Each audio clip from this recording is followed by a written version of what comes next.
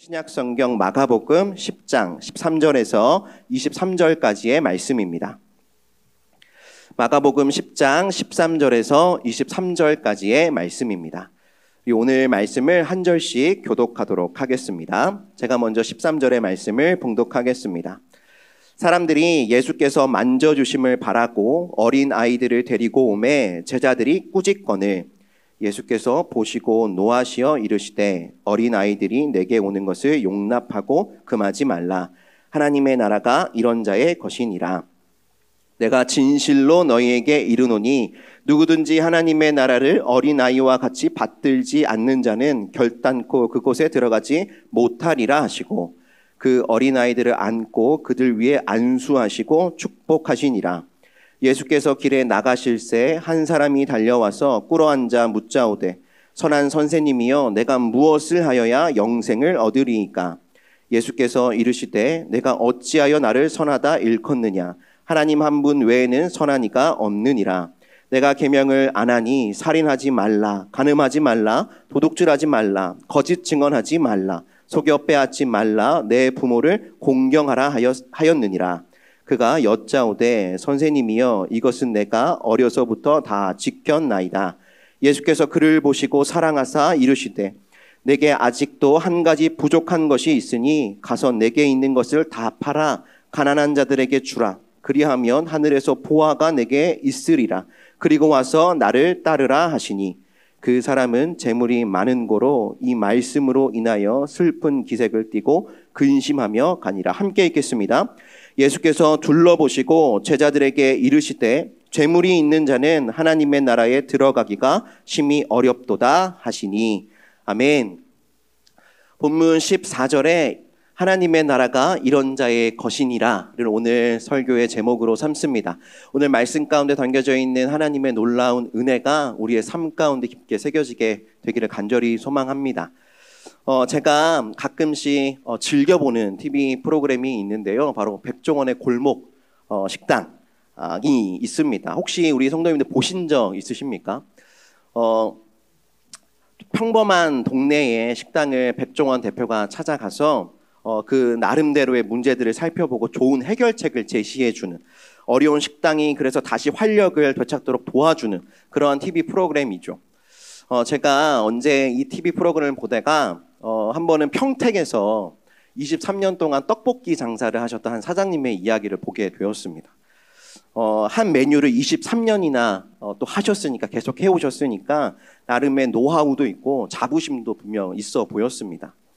그런데 그 백 대표가 그 집 떡볶이를 맛보고 바로 평가를 했는데요. 어떻게 평가했냐면 지금까지 먹어본 것 중 제일 맛없는 떡볶이다라고 혹평을 했습니다. 실망감이 이만저만이 아니었겠죠. 23년간 이 떡볶이에 매달렸는데 가장 맛없는 떡볶이다라는 혹평을 들었으니 실망감이 이만저만이 아니었을 것 같습니다. 그러나 그 사장님은요, 자신의 그 23년의 경력을 다 내려놓고 그 백종원 대표의 조언의 귀를 기울이죠. 그만큼 그 가게가 어려웠던 것이고 또 그만큼 그 사장님의 마음이 가난했던 것이었을 겁니다. 그럼 그 집 떡볶이가 왜 맛이 없었느냐? 무엇보다 그 떡볶이의 핵심이라고 할 수 있는 그 소스, 그 양념장에 문제가 있었는데요. 이 사장님이 야심차게 직접 개발한 소스가 있었는데 그 양념장 때문에 맛이 이상해졌다라는 게 백종원 대표의 진단이었습니다. 사장님이 그 이야기를 듣고 반신반의했거든요. 제가 20년 동안 개발해서 만든 소스인데 어떻게 맛이 없을 수 있습니까? 그래서 이 백종원 대표가요, 마트에 가서 그러면 그 평범한 고추장을 하나 사와라. 그래서 이 스태프가 이 고추장을 하나 사와서 그 고추장으로 직접 요리를 다시 하게 됩니다. 놀라운 일이 일어나죠. 그 떡볶이를 맛본 사람들이 다 떡볶이 맛이 맛있어졌다, 이게 더 맛있다라는 평가를 하게 된 겁니다.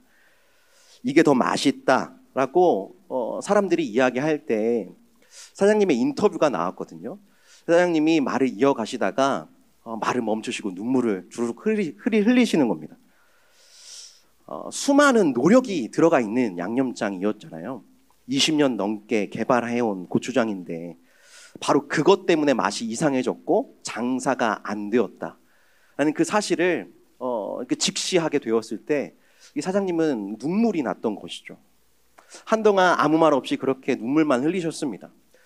그 장면을 보면서 저도 모르게 이렇게 눈물이 나더라고요. 그동안 그분이 얼마나 힘들었을까, 또 얼마나 지금은 또 얼마나 허무할까 하는 마음, 안타까운 마음이 들었습니다. 또 그러면서 동시에 그래도 지금이라도 좋은 기회를 얻었으니까 다시 시작할 수 있다라는 게 잘 됐다 싶었습니다. 우리는 어떤 일에 실패를 하면 우리는 그렇게 간혹 생각하죠. 누군가가 나에게 어떤 이렇게 이 일 또 내 삶에 대하여서 먼저 객관적으로 진단해 주었다라면 참 좋았을 텐데, 그럼 내가 이렇게 실패하지 않았을 텐데, 내가 잘하는 것은 잘한다고 그것을 잘 개발하라고 이야기해주고, 내가 못하는 것은 또 이렇게 얘기해줘서 또 고칠 수 있게 도와주었다면, 진단해 주었다라면 이렇게 실패하지 않았을 텐데 라는 생각을 하게 됩니다. 하지만 여러분, 그것도 사실 말뿐일 것입니다. 대부분의 사람들은요, 누군가에게 조언 듣는 것, 특별히 뼈 있는 말, 뼈 있는 조언을 듣는 것을 그렇게 달가워하지 않죠. 반겨 듣지 않습니다. 실제로 이 TV 프로그램, 이 골목 식당에 나오는 식당 사장님들이 다 그 떡볶이집 사장님처럼 그 백종원 대표의 말을 있는 그대로 다 수용하지는 않습니다. 대부분은요, 그냥 듣는 척만 하죠. 자기 방법을 고수하고 버리지 않습니다. 이미 만들어진 자신의 세계가 있고 또 오랜 시간 몸에 밴 습관들이 있기 때문에 내가 판단하고 내가 원하는 것을 취사 선택하지, 온전히 마음을 열어서 그 백종원 대표가 하는 말을 다 받아들이진 않는다라는 것이죠.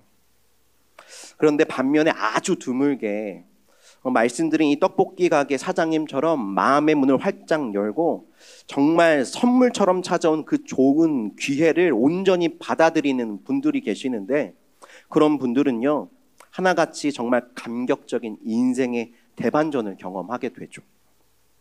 그 가게도 그 인생도 180도 달라지게 됩니다. 지옥이 천국이 되는 거죠. 오늘 우리가 읽은 성경 본문에서요, 예수님은요, 하나님의 나라가 있다, 또 그 나라에 들어가려면 어린 아이처럼 되어야 한다라고 이야기하십니다.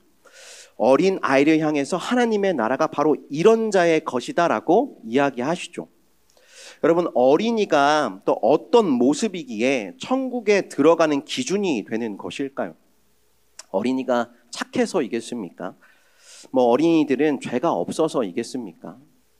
오늘 말씀은 그러한 의미를 담고 있지 않죠. 그런 말씀이 아닙니다. 사실 아이들도 별로 안 착합니다. 조금만 잘하면 다 자기밖에 모르는 게 아이들이죠. 우리의 자녀들 아닙니까? 부모에 대한 반항심도 엄청 큽니다. 실제로 성경이 묘사하는 어린아이들 그 모습의 대부분은 의미는요, 착함이 아닙니다. 어리석음, 그리고 분별 없음입니다. 그럼 예수님은 아이들의 어떠한 모습을 기뻐하신 것일까요?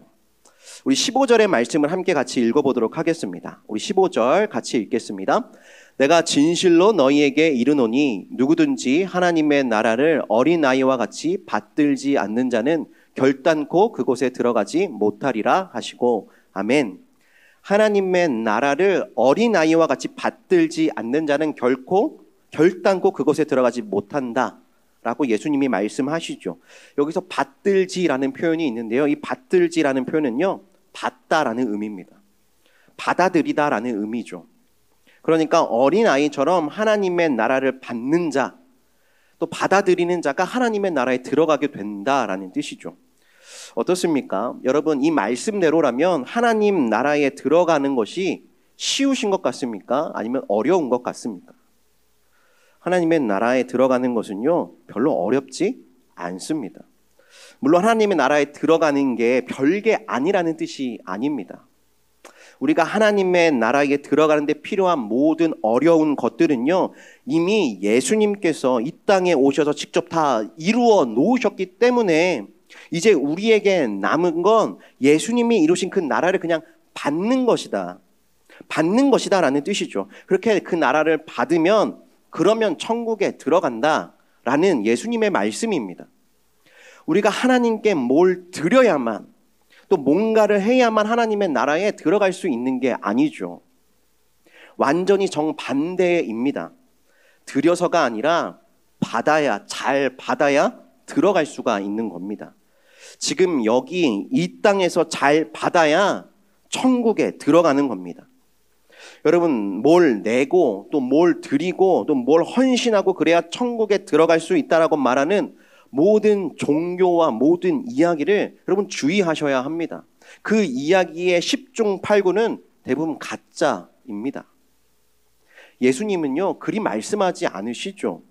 우리는 받아야 하는 존재라고, 어린아이처럼 오롯이 받는 존재여야 한다라고 오늘 말씀하십니다. 괜히 어색해하거나 미안해하거나 민망해하지 말고 어린아이처럼, 어린아이가 크리스마스 선물을 받듯이 그냥 기쁨과 감사함으로 그 나라를 받아 누리라고, 그러면 비로소 천국에 들어갈 자격이 생긴다라고 말씀하고 계신 것이죠. 여러분, 왜 이렇게 어린아이처럼 온전히 받는 것이 천국에 들어가는 조건이겠습니까? 그렇게 그 나라를 통째로 선물로 받지 않고는 그 나라에 합당한 자격, 우리가 도저히 갖출 수 없기 때문이죠. 어린아이처럼 하나님의 나라를 받는다라는 것은요, 결국 이런 뜻입니다. 내가 천국에 합당하지 않고 다만 온전히 받아야 하는 존재임을 인정하는 것, 그것을 일컬어 성경은요, 믿음이라고 이야기합니다. 천국에 들어가려면 믿음이 필요하다라고 이야기하죠. 말씀합니다. 그 믿음이라는 것이 어떤 자격을 말하는 게 아닙니다. 오히려 자격이 없다라는 것을 고백하고 인정하는 것이 믿음이죠. 자격이 없으니 그저 그 나라를 선물로 받는 것 외에는 길이 없음을 인정하고 기쁘게 그 나라를 받는 것, 그게 믿음입니다.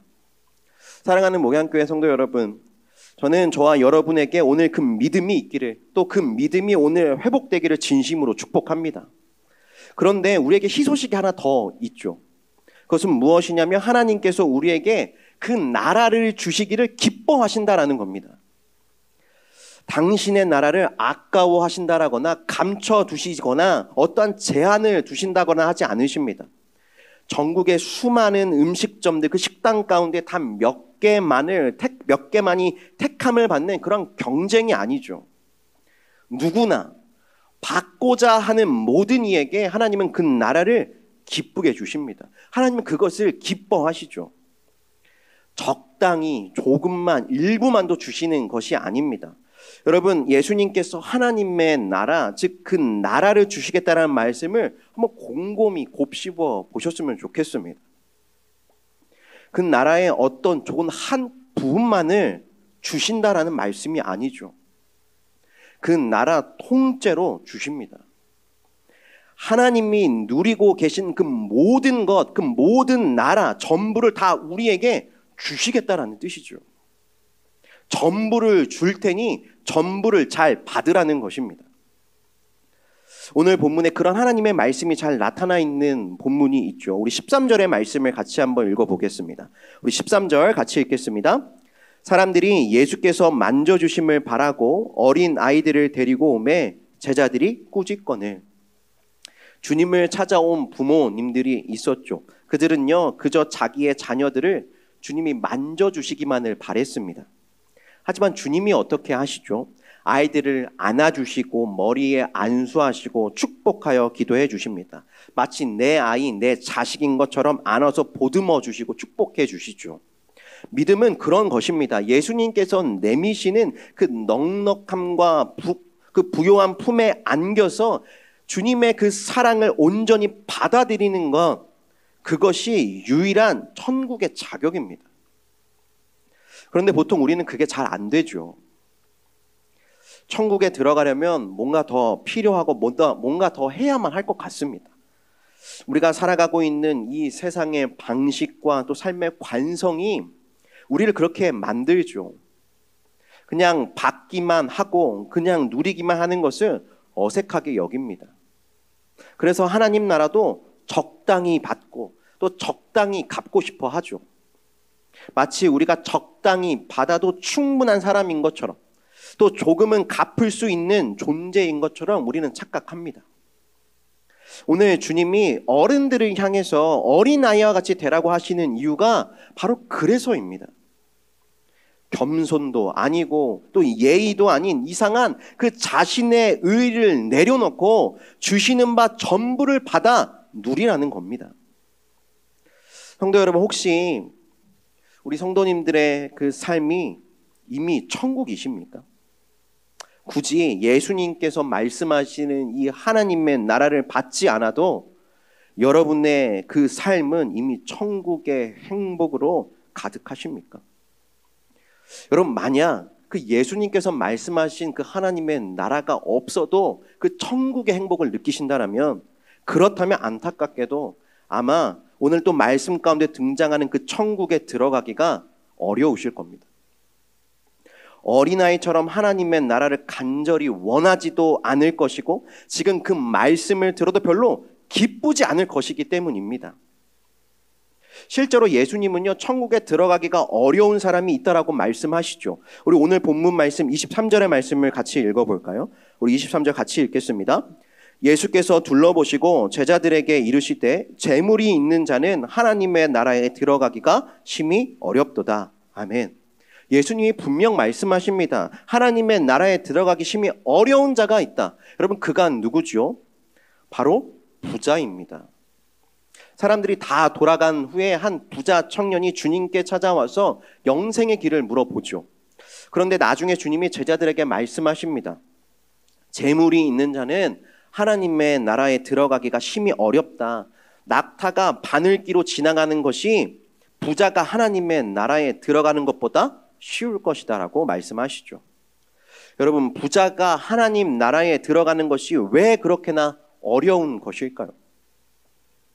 부자가 특별히 죄가 많아서이겠습니까? 하나님이 부자를 싫어하셔서이겠습니까? 그렇지 않죠. 다만 부자는요, 어린아이처럼 하나님의 나라를 원하고 또 받기가 너무 어렵기 때문입니다. 하나님의 나라를 어린아이처럼 간절히 바라지 않으니, 그러니 받기 어렵고 천국에 들어가기도 힘든 겁니다. 그럼 왜 부자는 천국을 어린아이처럼 받지 못하는 겁니까? 굳이 더 천국이 필요하다라고 느끼지 못하기 때문이죠. 돈과 재물이 주는 안정감과 만족감, 그리고 알 수 없는 소망까지, 부자는요 이미 지금도 충분히 천국과 비슷한 세상의 경험합니다. 천국과 비슷한 세상의 경험을 가지고 있는 것이죠. 그래서 부자는요, 내가 받아야만 살 수 있고 받아야만 들어갈 수 있다라는 그 사실 자체를 인정하기가 어려운 겁니다. 무엇을 하면 영생을 얻을 수 있느냐라고 물었을 때에 예수님께서 답하시죠. 너의 재산을 다 팔아서 가난한 자들에게 다 주라라고 말씀하십니다. 그리고 와서 나를 따르라라고 말씀하시죠. 여러분, 이 말씀이 기부를 많이 한다라고 자선자업을 해야만 천국에 간다라는 그런 뜻이 아니죠. 그런 착한 일을 하면 천국에 갈 수 있다, 갈 자격이 생긴다, 그것도 아닙니다. 착한 일을 하라는 것이 아니라 하나님 나라를 받아야만 하는 존재가 되라는 겁니다. 지금 그 돈을 그대로 다 가지고 있어서는 결단코 주님이 주시는 그 하나님의 나라를 받을 마음이 생기지 않을 테니, 충분하게 생기지 않을 테니 그 돈을 내려놓고 받고자 하는 사람, 받고자 하는 존재, 받을 수 있는 자가 되어서 다시 주님께 오라는 것이죠. 그때 영생이 있을 거다라는 겁니다. 교회가 전도하면서 의도치 않게 자꾸 죽음을 말하는 이유가 바로 여기에 있는 것이죠. 현실보다 내세가 중요하다라는 것이 절대로 아닙니다. 이 땅의 소유가 더는 통하지 않게 되는 변곡점이 바로 죽음이기 때문이죠. 죽음은 이 세상의 거품을 터뜨리는 바늘과도 같다고 이효령 선생님이 말씀하셨습니다. 죽음 앞에서는요, 부와 가난도 의미가 없습니다. 그래서 교회가 죽음을 말하는 것이죠. 세상의 부요함이 더는 우리를 속일 수 없는 그 순간에 대해 이야기하면서 부자든 가난한 자든 내가 가진 물질의 유통기한이 얼마 남지 않았음을, 당장 그래서 우리 모두가 하나님의 나라를 받아야 하는 존재임을 되새기게 하려는 것이죠. 그렇다라고 천국이 죽음 이후의 세상, 이다라는 뜻이 아닙니다. 주님이 오늘 그리 말씀하시죠. 지금 여기서 그 나라를 받아야만 훗날 거기에 들어간다라고 이야기하십니다. 조금 심하게 말하면 이 땅에서 천국을 받아 누리지 못하는 한 우리의 생을 다 했을 때에 천국에 들어가기 어렵다라는 겁니다. 지금 받는 자만이 들어간다라는 것이죠. 사랑하는 우리 목양교회 성도 여러분, 부디 하나님의 나라를 받으시고 간절히 갈망하셔서, 그래서 받으시고 누리셔서 하나님 나라 그 천국에 꼭 들어가실 수 있게 되기를 주님의 이름으로 축복합니다. 비록 부자가 그 나라에 들어가기가 어렵지만 주님은요, 그 일도 능히 하실 수 있다라고 말씀하시죠. 현실은 부자이지만 마음은 가난할 수 있는 것이죠. 마음이 가난한 자는 복이 있나니 천국이 그들의 것이다 라고 예수님 말씀하십니다. 그런데 문제가 있죠. 문제는 부자도 아닌데 부자의 마음으로 살아가는 우리들이 문제입니다. 별로 많은 재물도 아닌데 우리는 그 작은 물질이 주는 안락함, 그 평온함을 천국 대신 누리며 살아갑니다. 아니, 그것을 느끼는 천국을 바라며 살아가죠. 그리고는 온전한 마음을 열어서 주님이 오늘 말씀하시는, 주님이 주시는 진짜 천국, 진짜 하나님의 나라를 받으려고 하지 않는 게 문제입니다. 아무리 주님이 천국을 통째로 주시겠다라고 하셔도 우리는 여전히 그 일부만을 받고자 합니다. 고집스럽게 내 세상, 내 방식을 내려놓지 못하는 것이죠. 분명 행복하지도 않고 거룩하거나 존귀한 삶도 아니지만 그럼에도 불구하고 우리는 끝까지 마음을 열어서 삶 전체로 그 나라를 받고자 하지 않습니다. 이 시간 부디 우리의 그 단단하게 굳어진 마음을 하나님께서 친히 부드럽게 하여 주시기를 간절히 소망합니다. 사랑하는 목양교회 성도 여러분, 만약 지금 우리의 삶이 충분히 평안하지 못하고 또 충분히 기쁘지 않고 또 충분히 바르지 않다라고 느껴진다라면 오히려 다행입니다. 그 나라를 주시기를 고백하면 되기 때문이죠. 그 나라 주시기를 기뻐하시는 하나님께서 구하는 이마다 반드시 주실 것을 약속하셨습니다. 특별히 우리 모두에게 성령이 충만하기를 축복합니다. 여러분, 성령은 다름이 아니라 오늘 이 말씀을 통해 우리의 마음 가운데 임하시는 하나님의 인격이고 하나님의 영이죠. 그 영이 충만할 때에 하나님의 나라도 받을 수 있고 누릴 수 있는 겁니다. 하나님의 나라는 성령을 빼고는 절대로 말할 수가 없습니다. 그런데 하나님은요, 성령 또한 구하면 반드시 주신다라고 약속하셨습니다. 성령님을 구하십시오. 구하셔서 그 안에 있는 하나님의 나라를 받아 누리는 저와 여러분 모두 되실 수 있기를 주님의 이름으로 축복합니다. 여러분, 그 평택 떡볶이집 사장님의 이야기의 결말을 혹시 아십니까? 나이는 많으셔도 어린아이처럼 마음을 열어서 모든 것을 받고자 하셨던 그 사장님께 백종원 대표는요, 자신만 아는 그 비장의 메뉴를 알려줍니다. 쌀튀김을 전수해 주는데요, 그 쌀튀김으로 그 가게가 대박이 납니다. 그 사장님이 뭘 갚아서도 뭘 더해서도 아닙니다. 잘 받으니 더 주는 거죠. 여러분, 하나님이 그러십니다. 뭘 더 드리는 것보다, 뭘 더 잘하려는 것보다, 다만 하나님이 우리에게 주시고자 하시는 것이 무엇인지를 잘 알고 잘 듣고 잘 받는 것이 가장 중요한 겁니다.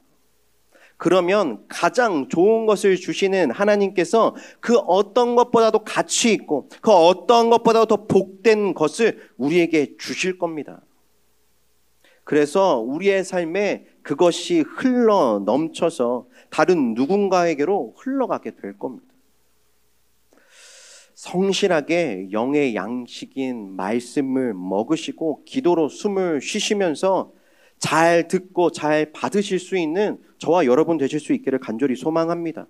그래서 풍성히 그 하나님의 나라를 잘 받아 누리실 수 있는, 그것을 누림으로 우리의 삶이 이 땅에서도 먼저 그 천국을 받아 누릴 수 있는 우리의 삶이 될 수 있기를. 그래서 훗날 우리 한 사람 한 사람 모두 빠지지 않고 모두 천국에서 꼭 다시 뵙게 되기를 주님의 이름으로 축복합니다. 하나님의 나라는 우리가 받는 것이죠. 잘 받으시고 그 나라를 잘 누리실 수 있는 저와 여러분 되실 수 있기를 주님의 이름으로 축복합니다. 우리 말씀을 기억하면서 함께 찬양했으면 좋겠습니다.